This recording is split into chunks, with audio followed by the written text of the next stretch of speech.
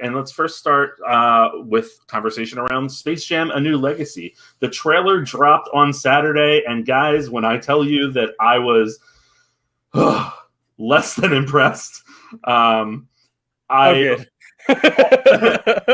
I keep thinking about is that scene where, well, number one, I can't get past the fact that LeBron's son gets kidnapped, and the only way to get him back is to win a basketball game. So that seems like lazy writing. But number two is that, did you see LeBron falling into like Toontown or whatever? He's like, oh, yeah. Like, it is the worst acting. And I've seen that guy try to sell a foul in basketball. It was ridiculous. Sean, Space Jam, you'll see it. I mean, I'll see it.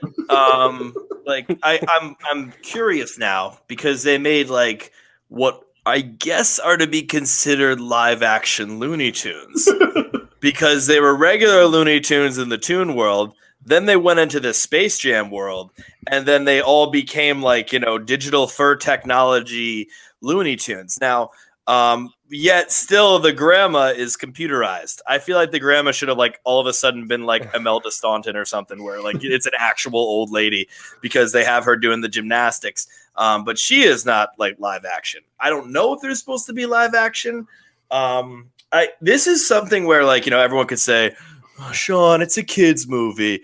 This looks like it was a movie plotted out by kids. They're just like, he goes down an elevator and walks into an orb and there's another person that stole the, and it really does seem like it's on the fly. I will get this out of the way. Space Jam was one of my favorite movies as a child. But for all those whose Space Jam was one of their favorite movies as a child, watch it now. It's not great. It does not hold up at all. Like, with the exception of Bill Murray, that like he's the one person that knew this movie wasn't going to be that great, and so he's sort of having fun with it. But it's it doesn't have a second act, which is just odd. But I'd say like when it comes to so nobody's destroying Space Jam is what I was meaning to say there. No one is destroying your childhood. You were dumb in your childhood, and now a new generation of kids are going to be dumb in their childhoods. So buckle up, everybody, because that cycle keeps on going. John, this story looks less than desirable. And for a film that has been in development hell for like 10 years, this is what they came out with. Yeah, I was getting vibes of like Ready Player One, like in that last scene when they get all these characters flying around. And then the big standout to me was like, they've got the characters from A Clockwork Orange who were like notorious rapists, if you've ever seen that movie. Yep. But they're like, Pepe Le Pew, get him out. And I'm like, and I'm fine with both, but like, pick a fucking lane. Like, that's my problem.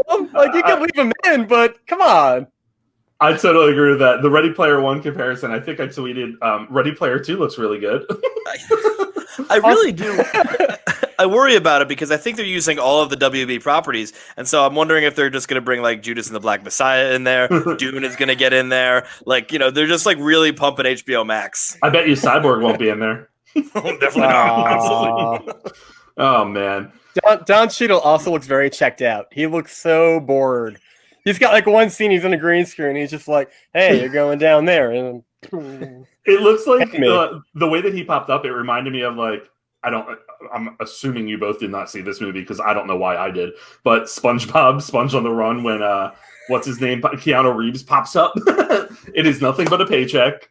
The man has his Marvel money. He's good to go. Cheadle's got that Give Me a War Machine series energy going on in that trailer. Yeah, it's very true. I'll get a paycheck here. Well, look, that movie is coming out in July, I believe it is. But in addition to that, we also found out that we have some delayed movies.